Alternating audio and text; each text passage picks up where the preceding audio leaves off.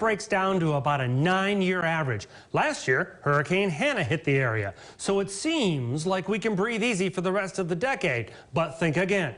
Our hurricane frequency is governed by many different elements, and any one of those shifting the slightest could change everything, and we could be looking at a serious hurricane threat this coming season or any to follow. After last year's record hurricane season, the National Hurricane Center, well, it's been making some changes this year. Meteorologist Andrew Shipley has more on what's new. With Hurricane Hannah making landfall in the Rio Grande Valley last summer, we experienced firsthand the wrath of the 2020 hurricane season. With a record 30 named storms, the use of Greek letter names were needed, something not done since 2005.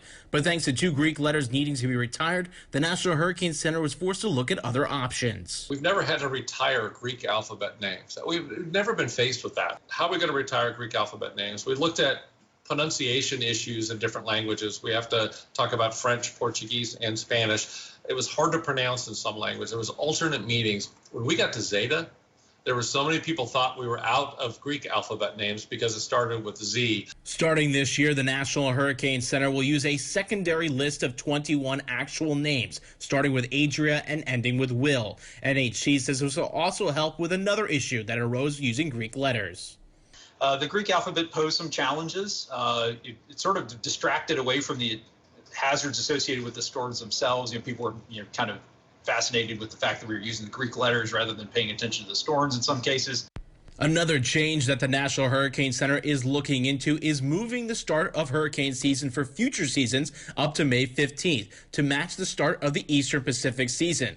The current start date is June 1st. Earlier this season, you start doing some hurricane preparedness when we still have severe weather going on in the United States. So how is that going to play into things? And you're further out from the actual peak of the season when you get the strongest type of storms, and that's what we're really preparing for. So there has to be some climate science, there has to be some meteorology in here, but I want some social science in there too to see if this is a smart thing to do. Despite not making changes to the start date of the 2021 season, NHC did start to issue outlooks every 6 hours back on May 15th. This year. And we've had activity occurring prior to June 1st, several of the last few years, prior to the official start of the hurricane season. So this is just a way to provide more consistent messaging about systems that could go on to become tropical depressions or tropical storms as we get into that late May and even early June timeframe. Dr. Brennan added that the problem with early systems is that they normally form closer to land with a very little lead time before landfall.